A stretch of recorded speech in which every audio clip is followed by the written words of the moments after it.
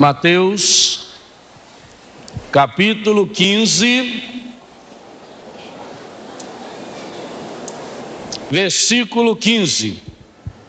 Mateus 15, 15. Se procurar em silêncio, acha mais rápido. É engraçado, em todo lugar que a gente fala, quando cita o versículo bíblico, sempre tem gente perguntando: o que ele falou mesmo? É Mateus quanto? 19? É 15. Depois do Gênesis, versículo 15. Pedro tomou a palavra e disse: explica-nos esta parábola. Jesus respondeu: também vós ainda não entendeis? Não compreendeis que tudo que entra pela boca vai ao estômago e depois é evacuado na fossa? Mas o que sai da boca vem do coração, e isso é que torna impuro. É do coração que saem as más intenções, homicídios, adultérios, imoralidade sexual, roubos, falsos testemunhos, calúnias. Isso é que torna alguém impuro. Palavra da salvação. Veja que maravilha a tradução da Bíblia da CNBB. Sem dúvida nenhuma, hoje, uma das melhores traduções que nós católicos temos a graça de ter em mãos, até porque foi assumida pelas 7 editoras católicas. O contexto dessa passagem nos ensina muito a respeito da cura interior, de modo especial a cura das mágoas e dos ressentimentos, que é o que nós queremos experimentar e já estamos experienciando nesse acampamento. Espera um pouquinho, tem muita gente falando, andando e atrapalhando os outros.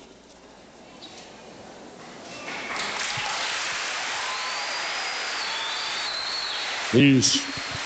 As coisas de Deus têm que ser levadas a sério. Quem chega atrasado fica de pé lá fora, esperando de sentar depois.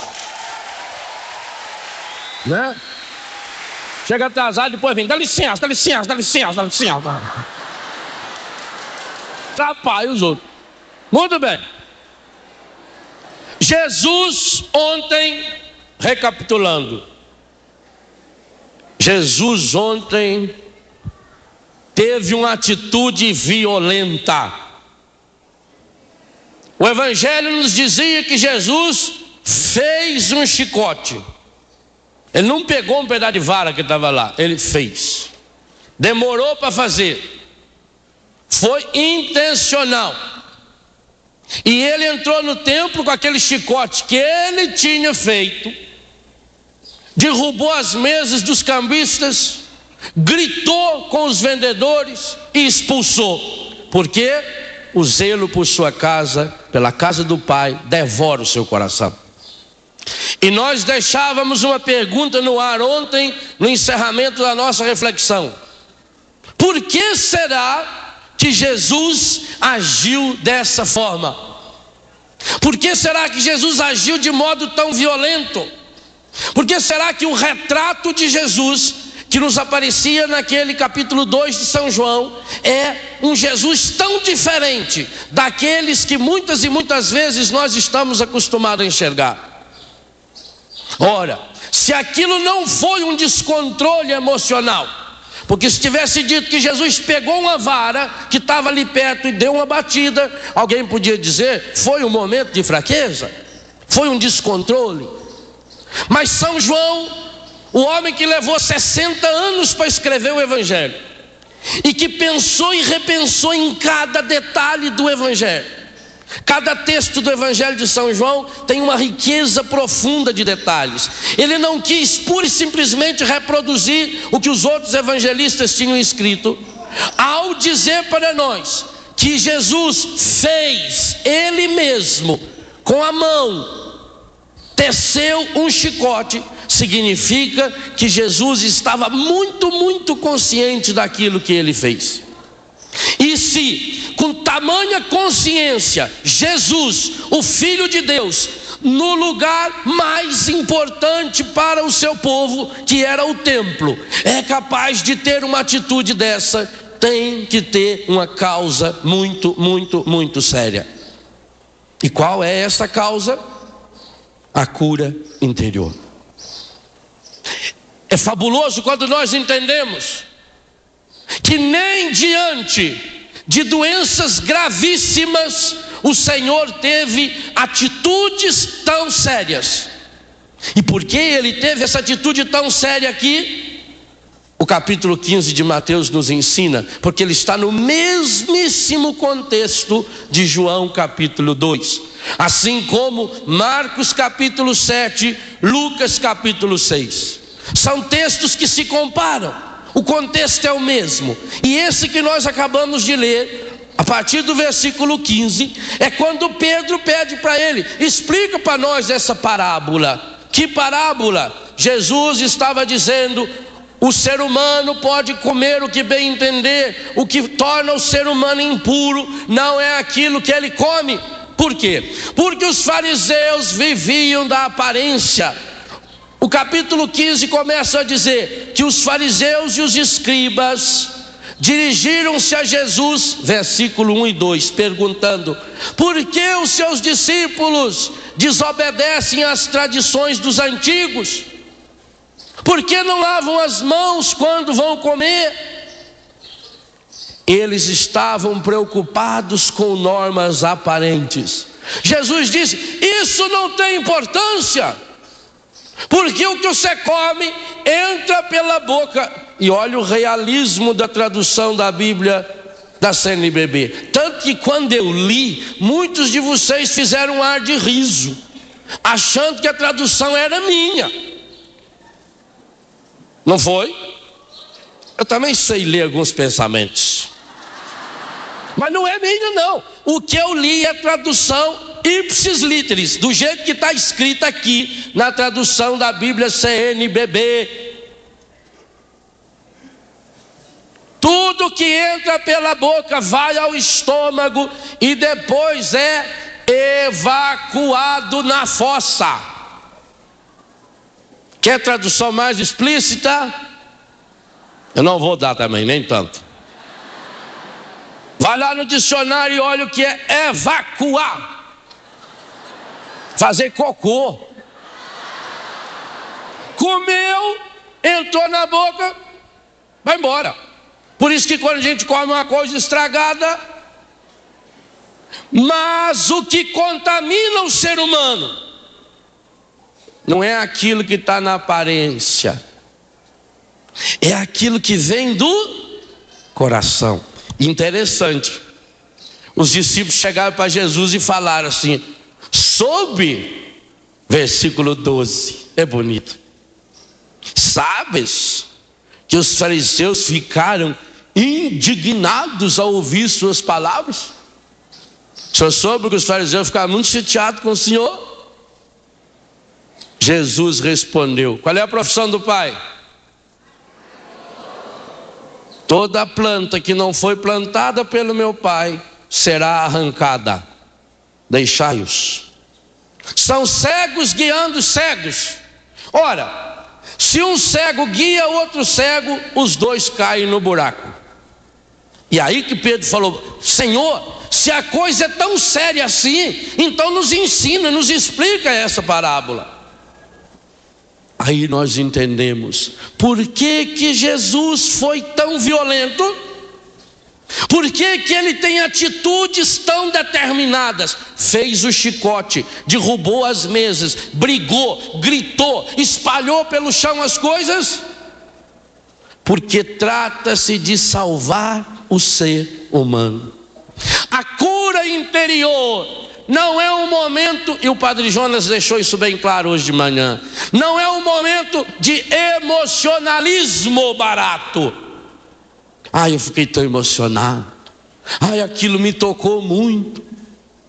A cura interior é uma oração de rebeldia.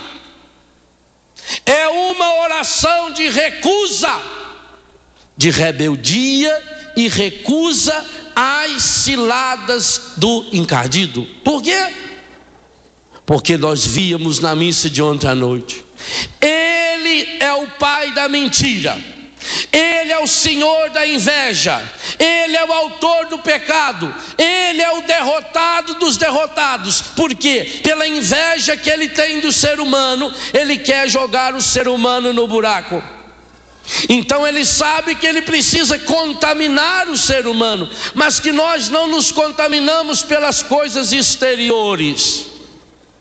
Nós nos contaminamos, diz Jesus, e essa é a gravidade, porque Jesus é tão violento, a partir de um coração ferido, um coração machucado, um coração que não ama, é fonte de desgraça, de sofrimento, de morte. A razão pela qual o mundo está vivendo, tudo o que está vivendo, a razão porque você sofre, a razão pela qual eu sofro, é que nós temos corações feridos e machucados. E o Senhor quer curar o nosso coração. Gente, o ministério da cura interior em Jesus é tão fundamental, que é o único ministério que ele realiza antes de nascer, no nascimento, depois de nascer, na infância e adolescência, na juventude, na idade adulta, na morte e depois da morte. Jesus tinha tanta pressa de curar o coração da humanidade, que antes de nascer, ele já exerce o seu ministério. Quando Maria vai visitar Isabel, Jesus estava na barriga de Maria. Quando Maria chega na casa de Isabel, Isabel com toda a tristeza da sua vida, Isabel era senhora estéril, Isabel carregou anos e anos e anos de mágoas e ressentimentos, até mesmo contra Deus, porque não podia ter um filho. Mas essa criança que iria nos convidar ao arrependimento, é essa criança que hoje de manhã, na boca do Padre Jonas, nos convidava ao arrependimento. Essa criança não poderia nascer com mágoas, essa criança não poderia herdar da mãe os ressentimentos, pois Jesus Cristo, da barriga da mãe, ele cura João Batista na barriga da mãe dele. Isso que a psicologia moderna descobriu fazem 40, 50 anos, a Bíblia fala faz 2000 anos. 2000 anos. E ainda não faz só um diagnóstico do problema, porque a psicologia pode nos ajudar muito a fazer um bom diagnóstico do problema. Por que você tem esse problema? Qual é a causa desse problema? Pode até ajudar você a compreender o problema, mas não pode passar disso. Jesus é o único que pode ir à raiz do problema, porque ele é a expiação de Deus, ele é o perdão de Deus, ele é o nosso Salvador. E isso aqui é muito importante. Quando o Vaticano fez uma séria advertência à teologia da libertação, ele o fez porque muitas e muitas vezes os chamados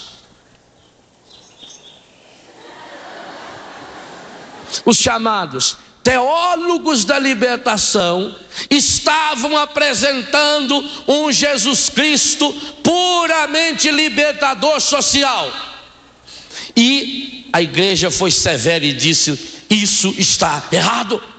Jesus não é aquele que vem só para ajudar que a gente se organize socialmente.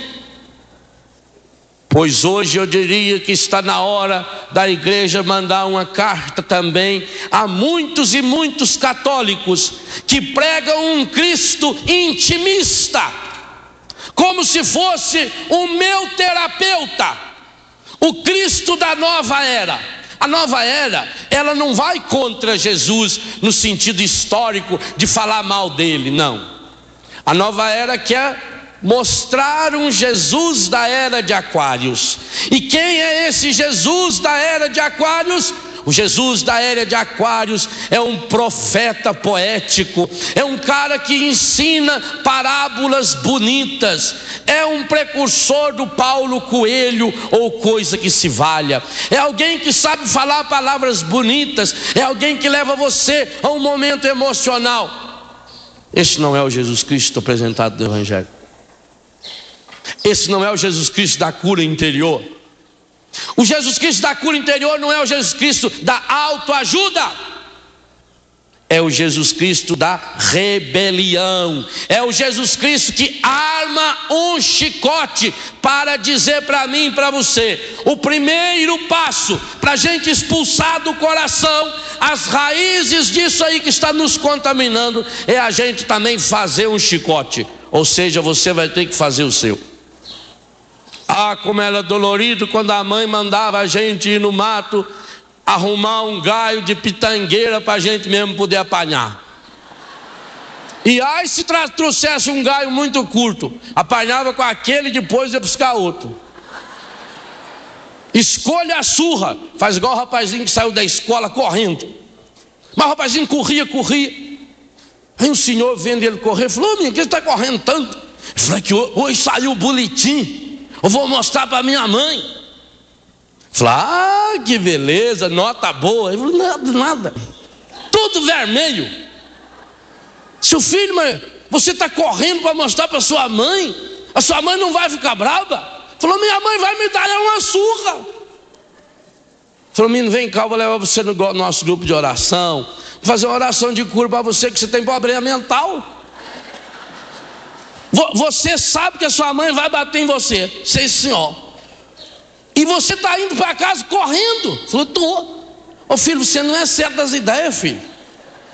Aonde já se viu você querer chegar logo em casa para poder apanhar? Falou: não, eu só quero chegar antes do meu pai, porque senão é ele que vai dar a surra. A surra do pai é mais forte. Então é duro você ter que buscar o chicote. Mas Jesus diz que tem que fazer o chicote. E o que significa fazer esse chicote? Um chicote de cordas. Corda é um monte de coisinha que você tem que ir juntando, amarrando, trançando. Então eu tenho que fazer um exame da minha consciência. Eu tenho que amar esse chicote. Eu tenho que descobrir onde estão as minhas áreas fracas, aonde que eu sou limitado, em que áreas eu percebo a minha fraqueza. Porque quantas e quantas vezes, quando nós falamos em santidade, a pessoa logo pensa: não, para ser santo a gente tem que ir morar num mosteiro, para ser santo a gente tem que ir morar num Carmelo, para ser santo a gente tem que sair do mundo. Por que a gente escuta tanto essa expressão? Quando eu estava no mundo, é preciso sair do mundo. Porque no dia a dia a gente já descobre uma coisa: é muito fácil você ser santo sozinho. Agora, ser santo convivendo com determinadas pessoas, ser santo na minha casa, ser santo morando ao lado daquele vizinho, ser santo tendo a sogra que eu tenho. Ah, padre, o senhor fala bonito, Padre Jonas fala bonito. Eu queria ver se o senhor tivesse uma sogra igual a minha.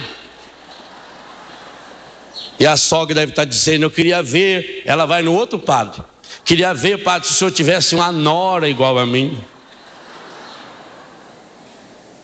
Então eu preciso fazer um diagnóstico. quais as áreas da minha vida que eu sou fraco. Isso é duro. Por que os fariseus ficaram brabinhos com Jesus? Porque tem que tirar a máscara, porque tem que reconhecer. O arrependimento, esse primeiro passo da cura interior, ele é muito dolorido. Não é fácil. Gente, essa frase a gente tinha que escrever e espalhar. Eu queria que fizessem camisetas escrito: não é fácil. Cartazes escrevendo: não é fácil. Eu tenho muito medo, desde que Deus me chamou ao ministério de cura interior, e fazem muitos anos, só na escrita já tem 12 ou 13 anos que eu venho escrevendo livros sobre cura interior. Eu tenho muito medo de as pessoas confundirem cura interior com autoajuda, com coisa mágica, como uma moça que entrou numa livraria e lá viu seção de autoajuda.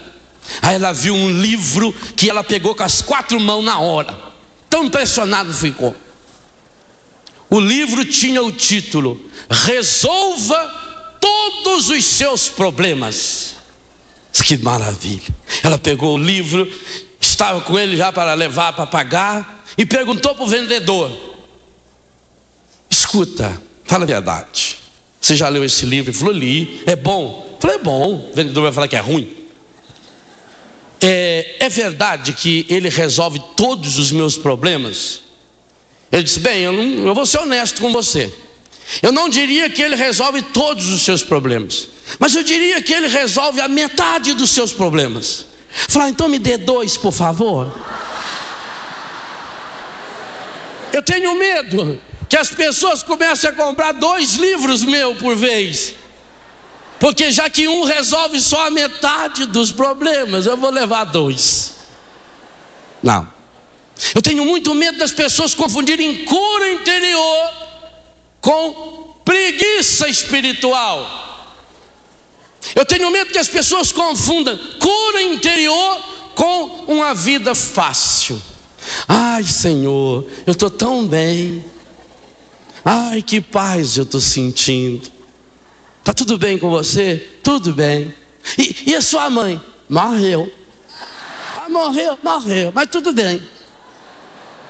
Sua avó? Morreu. Seu tio? Também morreu.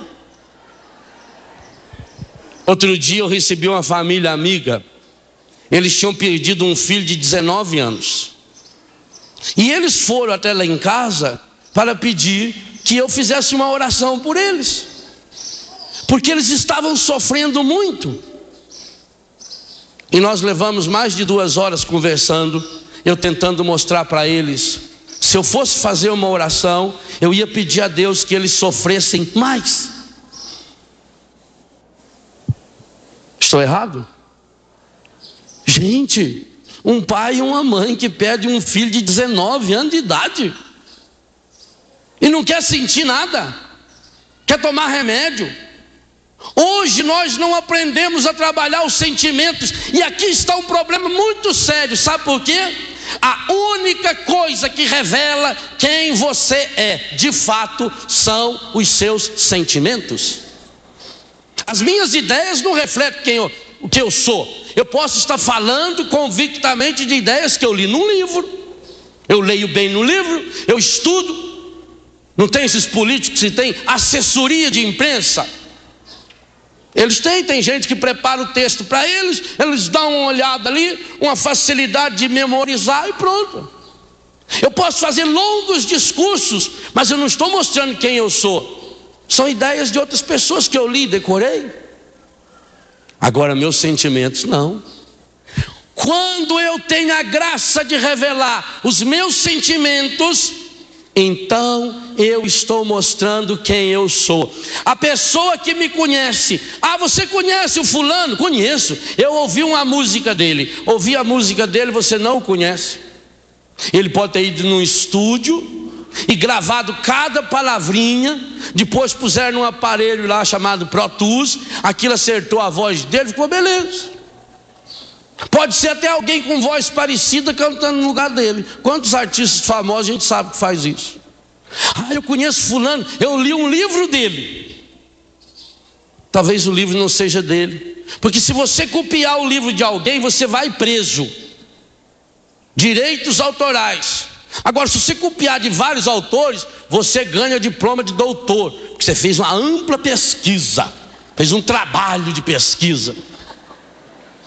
Então se copia de uma porção de autor. Olha que livro, olha uma tese, 600 páginas, olha que coisa, um homem muito sábio. Mas eu não conheço a pessoa. Sabe como é que eu conheço a pessoa? Quando eu tenho a graça de partilhar os seus sentimentos. Porque no sentimento a gente não tem como fingir. É por isso que a mulher diz assim: padre, meu marido, ele é terrível, padre. Lá no serviço, padre, só para você ver, ele é alegre com todo mundo, ele está sempre rindo. Ah, padre, quando chega lá em casa, ele entra a porta dentro, já entra dando coice, e tá com aquela cara emburrada. É o único lugar que ele pode tirar a máscara. Por que que o encardido faz, através da televisão normal, das novelas principalmente, por que que ela faz uma campanha dia e noite contra a família? Por quê? Porque na família é o único lugar que você pode ser você mesmo. Coisa mais gostosa do mundo é quando a gente vai na casa da gente. Eu, quando fiquei padre, eu pedi, porque meus pais são muito católicos, amam demais os padres, mineiro. Quando eu fiquei padre, eu pedi uma coisa para minha família: dentro da minha casa, eu não quero ser chamado de padre, nunca. Antes de eu ser padre para os outros, eu sou filho do Quinzinho e da Nazaré. Eu tenho que tomar a bênção do meu pai e da minha mãe. Lá eu posso andar sem clésima e até sem camisa. Lá eu sou filho. Lá na minha comunidade Betânia, a mesma coisa. A minha alegria é quando um filho me chama de Léo, de Leozão, ou de pai, ou seja do que for. Porque eu preciso e você precisa de um lugar aonde você possa tirar as suas máscaras, inclusive as máscaras boas, aonde você pode ser você. E esse lugar privilegiado é a família, é a comunidade. Por isso que o encardido luta contra a família. Aí cria famílias, onde cada um está no seu cômodo, para que não deixe vir à tona o seu sentimento. Você já notou como existe remédio para mudar o seu sentimento? Aquilo que o padre falava daquele remédio que você passa na hora e resolve o problema. Se fosse só aquele dessas contusões, não seria problema. O problema é que hoje há mais de 100 mil remédios criados no mundo para modificar aquilo que você está sentindo. Você quer alegria? Tome Prozac. Pode acontecer o que aconteceu, você está alegre. Tomou 15 comprimidos. Eu não estou falando aqui de pessoas doentes que precisam tomar Prozac, Anafranil, Lexotan ou outros. Não. Aliás, se a pessoa tiver um pouquinho de inteligência, entende o que eu estou falando. Como também o padre Jonas não estava falando que é errado colocar remédio no machucado. Não estamos falando disso. Se você tem essa doença, é comprovado que você tem essa doença, vá se tratar. Mas não como estão se fazendo, como está se fazendo hoje. Hoje morre uma pessoa para dar notícia. Não, primeiro dá um comprimido para a pessoa. Ela não vai suportar. Uai, mas não era gente que a criou? O que não acaba? O dia que nasce já sabe que vai morrer. Não, fica muito traumatizada. Sabe quando a gente sabe que uma pessoa ama para valer? É em velório. Em velório é o lugar melhor que tem de você saber se a pessoa ama. Porque se você vê a pessoa descabelada, minha Nossa Senhora, por que aconteceu isso? Por que levou? Pode saber. Peso de consciência.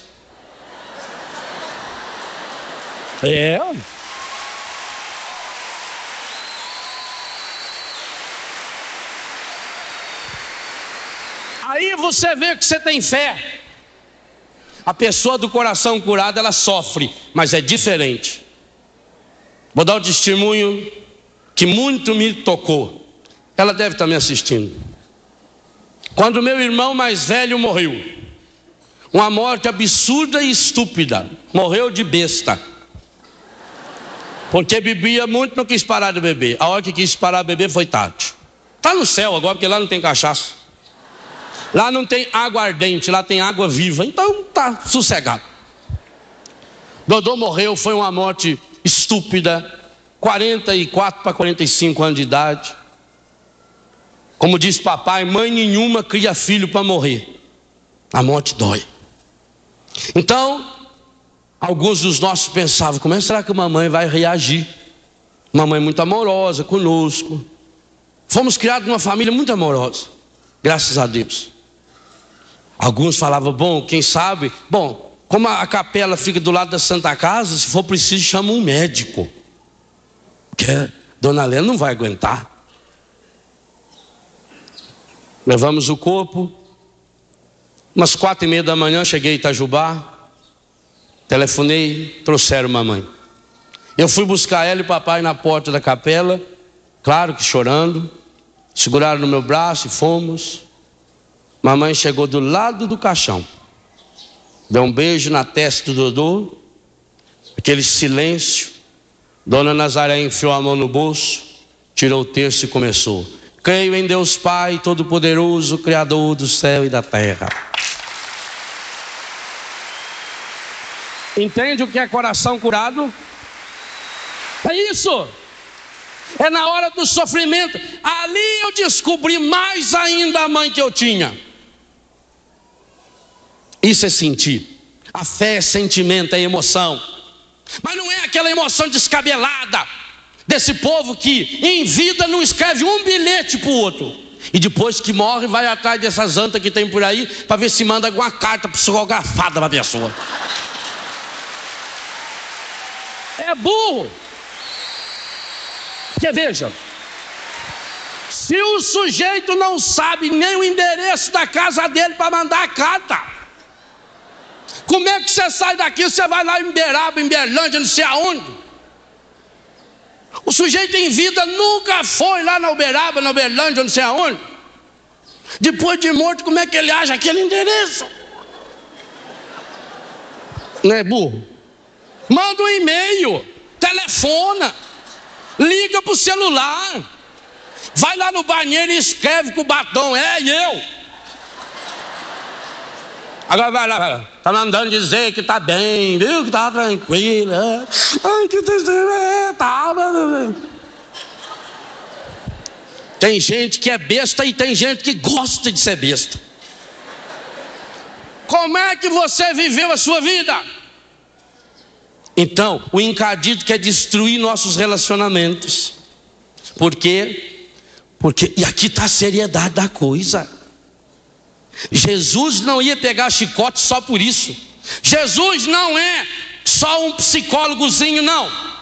Jesus não vem ensinar uma terapia de autoajuda.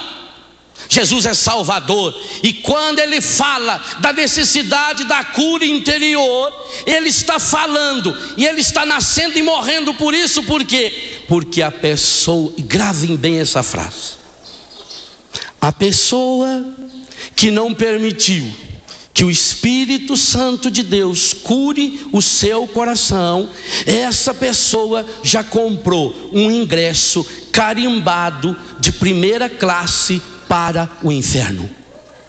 Isso é muito grave. E quem falou isso foi Jesus.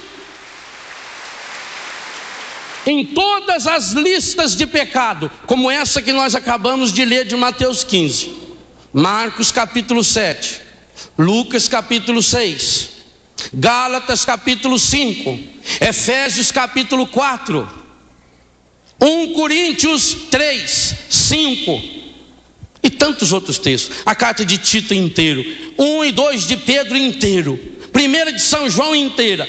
Em todas elas há uma certeza: quem não ama vai para o inferno. Está escrito. Você não ama? Eu sinto em dizer para você, mas nós não vamos se encontrar no céu. Quem não ama, vai para o inferno. Não só vai para o inferno, já começa a criá-lo aqui. Por isso, gente, olha o que Jesus falou, João capítulo 13, versículo 34 e 35. Isso está no meu livrinho Cura Interior. João 13, 34 e 35. Nisto saberá o mundo que vocês são meus, se viverem o amor. Qual é a carteira de identidade do cristão? Amor. E amar quem? A Deus sobre todas as coisas, com toda a tua força, com todo o teu pensamento, com todas as tuas emoções, com todo o teu sentimento, com todo o teu corpo, e ao próximo como a ti mesmo. Agora responda com toda sinceridade: você consegue fazer isso? Talvez a gente vai ter que fazer igual aquele aluno. O professor chegou com a pilha de prova e só nota 0, 1, 2. Ele falou: eu fico impressionado em ver uma turma de burro na minha frente. O que adianta eu falar, explica, vocês são burros. E o pior é que vocês são burros, mas vocês não assumem que são burros. Os alunos tudo. Eu estou falando para o bem de vocês. Deixa de ser burro. Ao menos pelo amor de Deus, assumam que são burros. Mas eu quero ver se vocês têm coragem disso, professor. O aluno aqui, que realmente reconhecer que é burro, fica de pé. Diz tudo sentadinho. O aluno que se reconhecer burro, faz favor, fica de pé. Vocês são burros e não aceitam que são burros? Quem é burro aqui fica de pé. Genésio se levantou. O professor falou: muito bem, Genésio. Ao menos você reconheceu que é burro. Genésio, meu filho, o que levou você a reconhecer que é burro? Ele falou: dó. Dó? Falei: eu não acho que eu sou burro não, mas eu fiquei com dó de ver o senhor sozinho em pé aí. Aí eu levantei.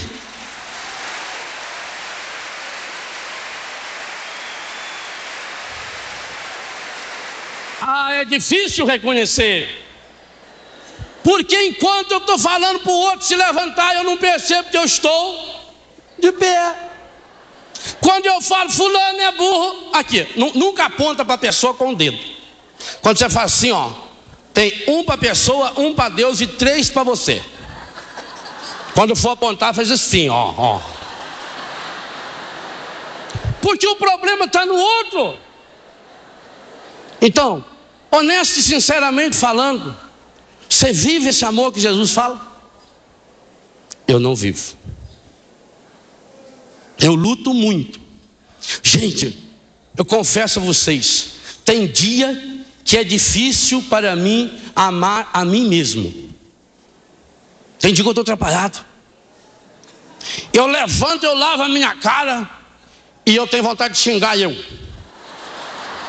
Eu entendo vocês que são casados. Porque viver com uma pessoa do outro, imagine se eu tenho dificuldade de viver comigo. Tenho. E diga a vocês, se eu não tivesse calo no meu joelho, eu não aguentaria viver comigo, porque eu sou uma merda. Se não é Deus, na sua misericórdia, um dia ter olhado para mim, o mundo ia me conhecer sim, mas por outras coisas. Eu sei disso. Então é muito difícil você reconhecer isso. Livro Corações Curados está escrito isso.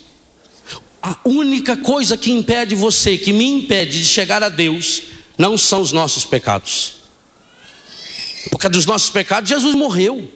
A única coisa que nos impede de chegarmos a Deus é a máscara que nós colocamos, a casca que nós colocamos.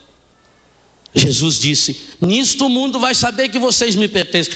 Você é católico? Você é cristão? Sou católico. Vocês sabiam que 97% de todo fumante é católico? Tem um padre do Brasil que faz tese de comunicação, doutorado de comunicação na Alemanha, e o tema dele é cinema. Então, mas não cinema cristão. Ele foi ver e estudar nos filmes de todos os gêneros possíveis como é que o cinema fala de Deus. E ele foi obrigado, pelo estudo dele, a assistir uma série de filmes pornográficos. E ele assistiu. E uma das coisas que mais deixou esse homem triste foi que em praticamente todo filme pornográfico aparece numa parede um crucifixo. Mas isso é um absurdo? Não. Isso é um retrato do nosso cristianismo fajuto. Isso é um retrato do nosso cristianismo que não nos compromete. O mundo tem muitos heróis. Ah, fulano recebeu o prêmio porque ele dominou não sei quem. Fulano é um grande herói porque ele dominou. O maior herói que existe no mundo, e é o único que entra no céu, é aquele que pela força do Espírito Santo aprende a dominar-se a si mesmo. É muito fácil eu dominar nos outros, é muito fácil eu mandar os outros. Eu quero encontrar alguém que manda em si mesmo, e o único jeito de mandar a si mesmo tem um exemplo para nós, é Maria de Nazaré. Ela conseguiu mandar em si mesmo quando ela disse: eis aqui a serva do Senhor.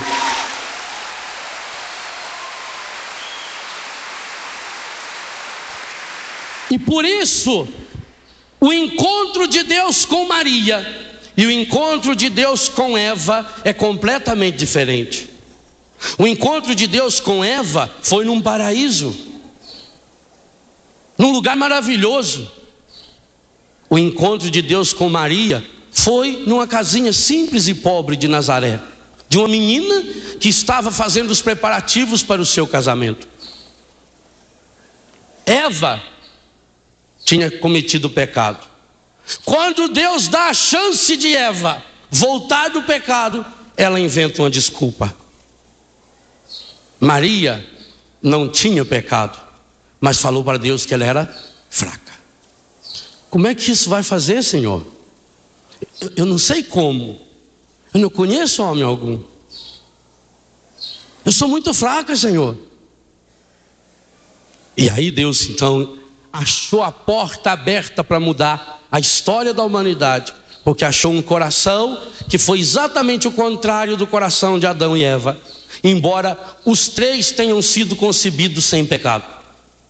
Adão e Eva também foram concebidos sem pecado.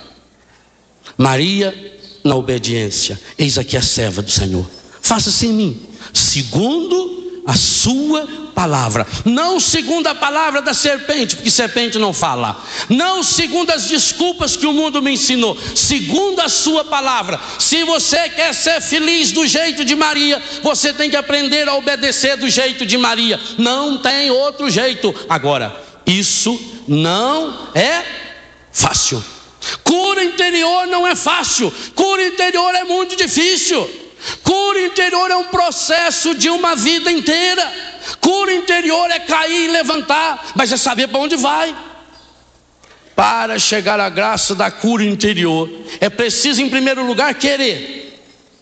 E, em segundo lugar, revestir-se dessa força de Deus.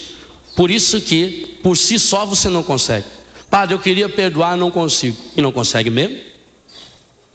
E ainda tem um detalhe: às vezes que você ou eu conseguimos perdoar, não é perdão, é desculpa. Por quê? Eu consigo perdoar se a pessoa reconheceu os seus erros, se a pessoa reconheceu sua fraqueza, se a pessoa pediu muitas desculpas.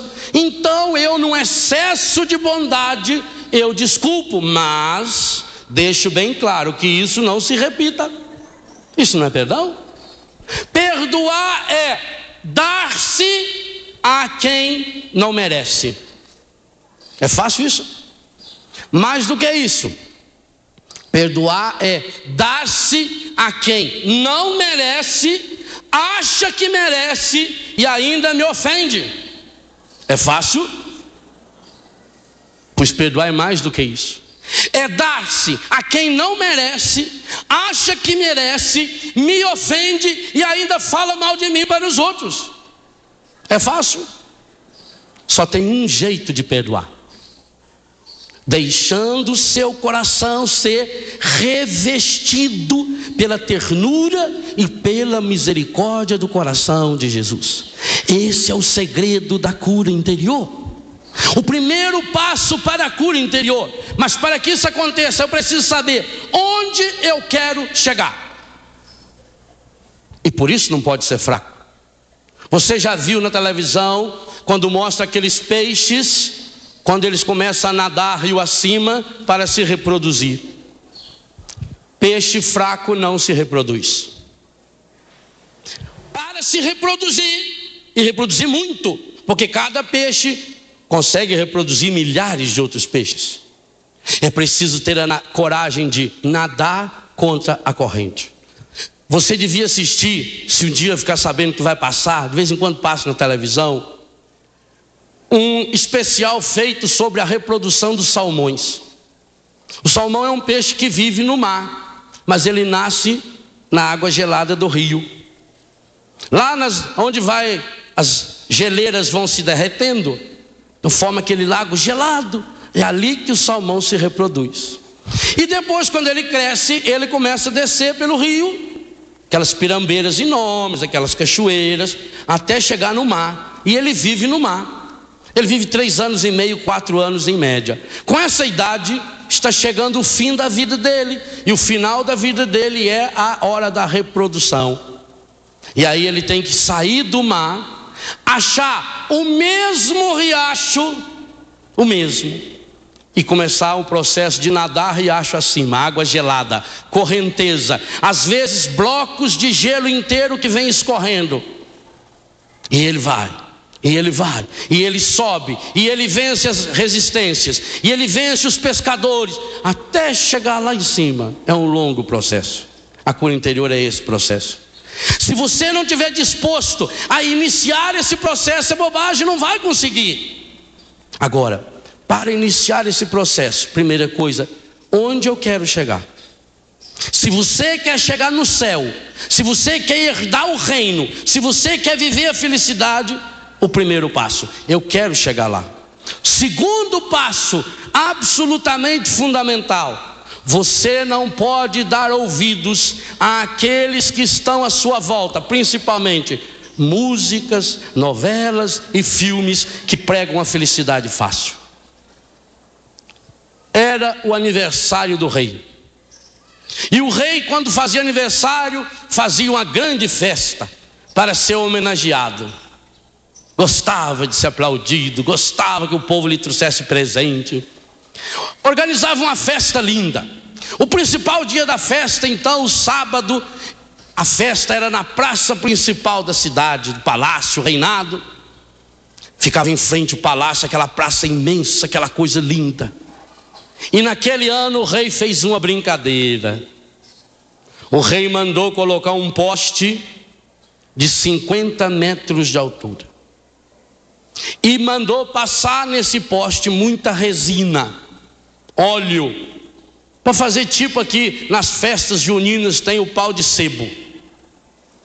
Mas ele fez um enorme, 50 metros, e chamuscou aquilo ficou até o mosquito que batia nele escorregava, não grudava nada. E lá em cima ele colocou uma caixa toda decorada com retrato de fruta, pedaço de carne, frango assado, churrasco, comida. E lá dentro 2 vale-brindes. Um valia alimentação para a família durante 1 ano no supermercado. No outro, um vale-brinde com um pote de ouro no valor de R$1 milhão. Estava lá em cima. Imagine aquele povo quando começou a olhar aquele poste lá em cima, aquela caixa, com aquelas retratos de comida. E aí começou a luta para subir. E vinha um e tentava subir, mas era muito liso. A pessoa começava a subir e os colegas começavam a gritar: sobe, sobe, sobe, sobe, sobe. E ele começava a subir e caía. Aí vinha outro. Aí teve um sujeito que pegou o celular e mandou chamar o maior alpinista daquele país. O homem que já tinha subido a torre do World Trade Center antes daquele probleminha que aconteceu lá. O homem que já tinha escalado o Everest. Ele ainda tinha o título de alpinista urbano. Ele subia nas paredes daqueles postes, daqueles prédios. A chegada dele foi solene. Carro de bombeiro tocando e ele lá em cima. Aquela fortaleza, músculos. O ombro dele emendava assim na nuca, que negócio, ó. Cara, ele com a roupa especial. Estava com o suspensório que às vezes o Braz usa para tocar saxofone, suspensório desse, um negócio no joelho, uma peseira, tudo. Todo mundo aplaudindo. Preciso de um momento de silêncio para me concentrar. Concentrou. Olhou o poste. Difícil, mas não é impossível. Começou. Abraçou o poste, aquele braço, aquelas músculos. E o povo: sobe, sobe, sobe, sobe, sobe. E ele começou.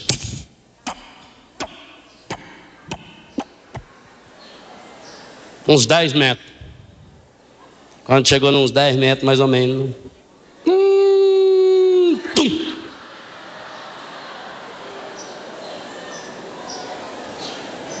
Falei: mas mais difícil que eu pensava. Mas na vida a gente tem que levantar quando cai. Vou me concentrar melhor.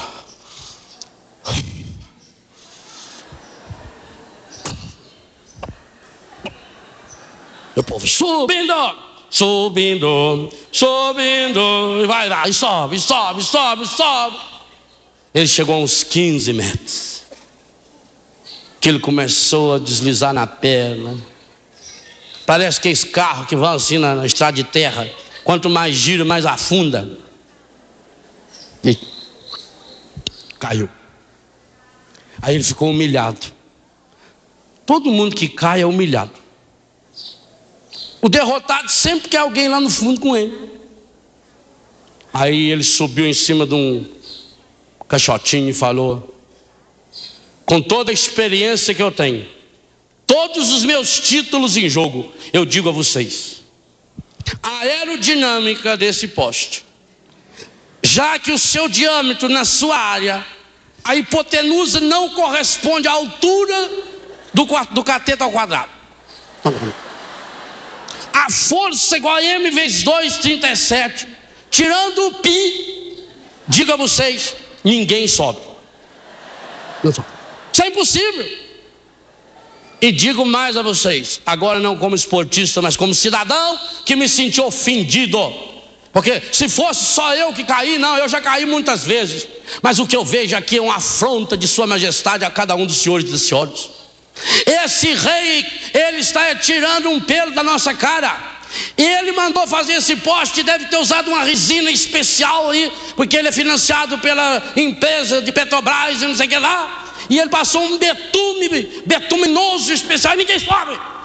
E eu garanto a vocês, ele está lá do palácio de binóculo olhando para cá e rachando o bico de dar risada de nós. Isso é verdade, esse rei é assim mesmo, é mesmo, né? Vocês acham que o rei ia dar de mão beijada $1 milhão? Não. Vocês acham que o rei ia dar de mão beijada comida? Todo mundo aqui ganha comida de graça do rei. Quem aqui ganha comida de graça do rei? Levanta a mão, ninguém ganha. Os poderosos são assim mesmo. É verdade. Eu tenho uma saída. Abaixar o poste.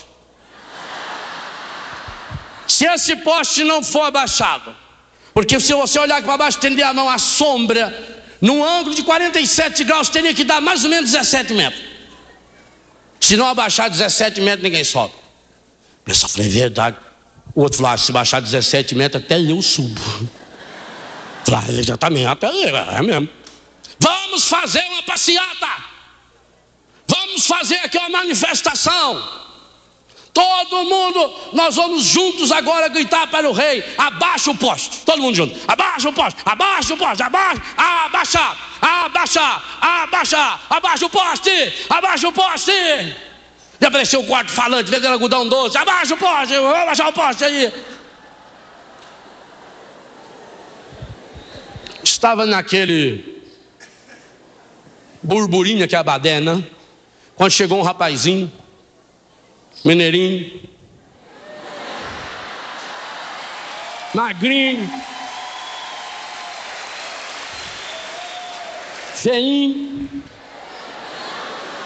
rapazinho bem magrinho, calção assim, cor de abóbora, sem camisa, que dava de ver o raio-x completo aqui assim. Descalço, aquela unha sem cortar. Rapazinho olhou no poste, trançou a perna, se parecia uma lagartixa. Começou, e o povo: desce, desce, ninguém consegue, abaixou, abaixou. E ele subiu uns 15 metros, caiu. Estão falando, meu filho. Mas no que ele caiu de bruço, assim, naquela areia. Aqui deu uma esfolada, sujou tudo, que já estava com aquele betume. Ele foi passar a mão assim para tirar a areia, percebeu que estava áspero. A gente pensou, baixou de novo, sujou bem a mão na areia, fez um bife parmejana, passou a areia assim tudo, e começou a subir. A areia ajudava, carcava aquela pequena unha assim no poste. E o povo gritando: abaixa, desce, não consegue, não consegue, não consegue, não consegue. O menino tá. E o povo calou a boca quando viu o rapazinho segurando aquela caixa. Ele não conseguiu segurar a caixa porque já tinha um pouco de comida lá dentro. A caixa caiu, ele chegou no chão mais rápido que a caixa. Pegou aquela caixa cheia de fruta, cheia de comida, pôs nas costas e ó, no meio do pé, foi embora. Aí o povo: aquele homem falou: possessor, eu preciso conhecer esse rapazinho. Esse rapazinho, ele tem técnicas que eu, em todos os meus anos de estudos e aprofundamentos, que eu não sei, o alpinismo mundial não descobriu. Ele deve ter descoberto um ângulo que faz a pressão sobre a hipotenusa do poste, que é o diâmetro da... Esse rapaz é fantástico. O ângulo do joelho dele, eu observei, é diferente, o jeito dele é diferente. A inclinação do pescoço dele para cima, parece que o queixo dele vai ajudando a subir. Eu preciso conhecer esse rapazinho. Aí já mandaram chamar um automóvel, muito chique, puseram ele dentro do automóvel, e ele foi. O rapazinho morava numa favela. Quando chegou lá na favela, já notou que era a casa do rapazinho, porque já tinha uma festa. Pobre é uma beleza, né? Pobre ganha as coisas, já faz festa. Já veio vizinho, já veio tio, já tinha um sanfoneiro tocando. Um já estava comendo um pedaço de leitoa, o outro estava lá com um pedaço de frango, assim, um pé de frango chupando. Ah, beleza. E vai limpando a mão para caçar fora, para festa fora, né? Que a festa. Aí ele chegou lá e falou: queria conversar com o pai do garoto prodígio, ó. Você não é prodígio, não, é Vademar o nome dele. É o pai dele. Queria falar com o pai do seu Vademar. Aí, ficou lá, ó, sujeito com aquele calçãozão assim. Tá lá o Vademar?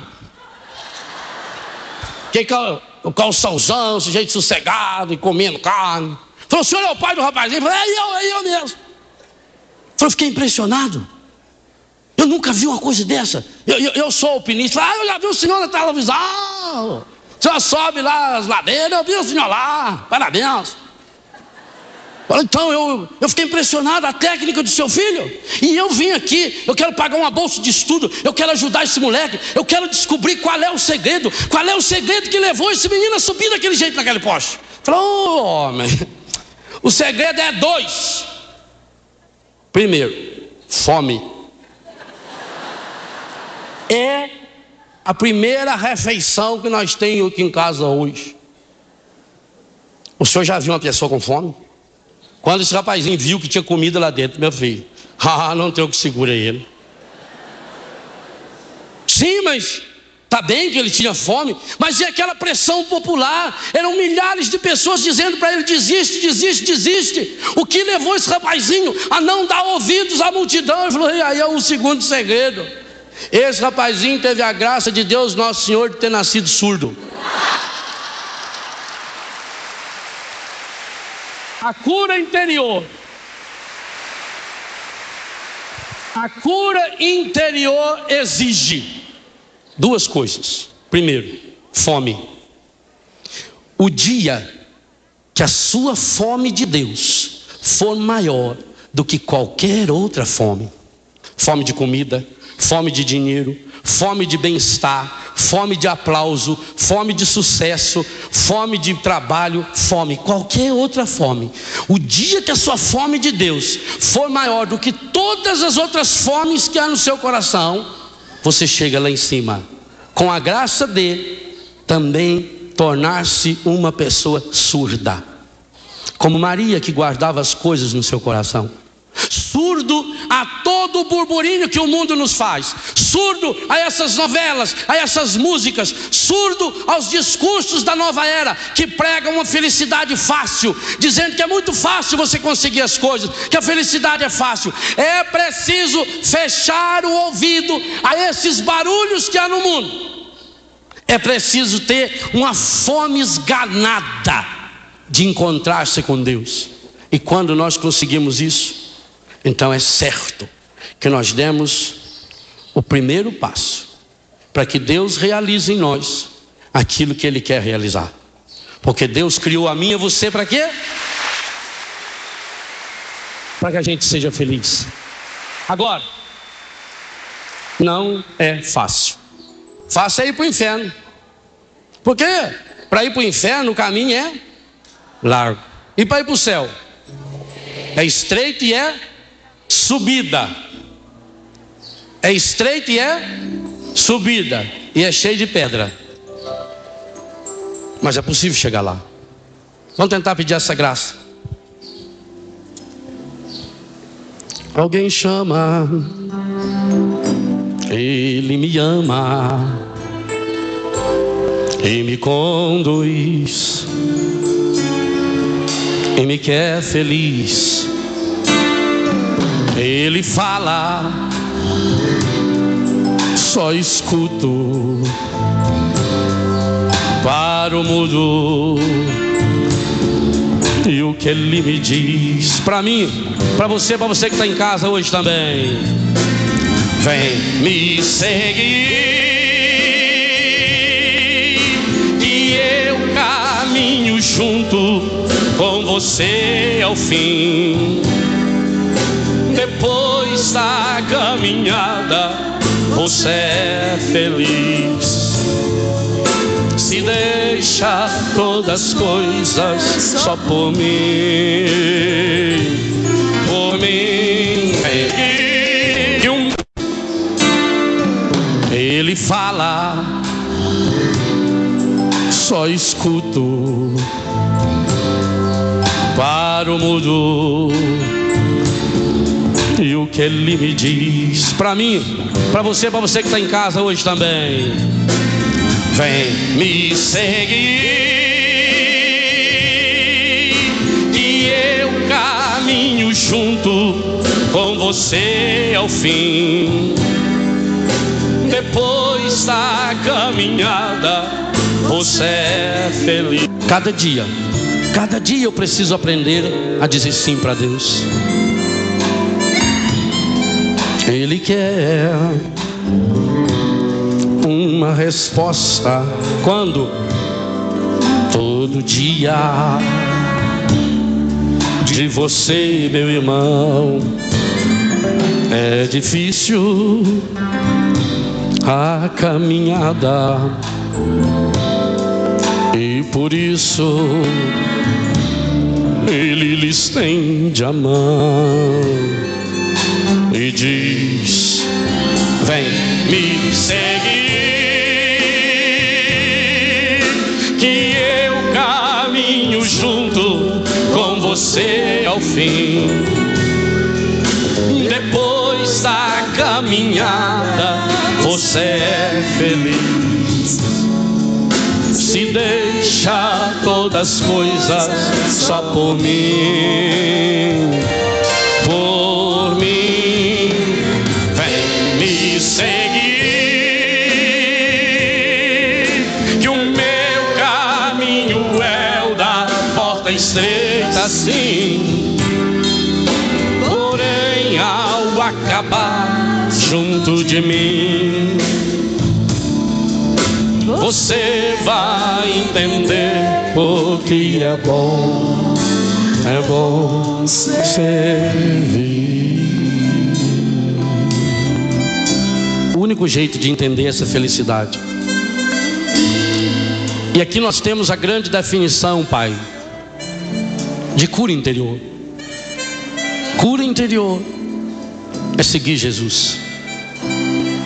Ser um homem ou uma mulher do coração curado é ter a coragem de segui-lo, de acolher esse convite que Ele nos faz.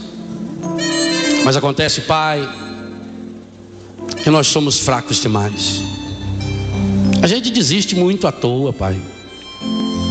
A gente vai se enchendo com tantas máscaras que vão virando armadura.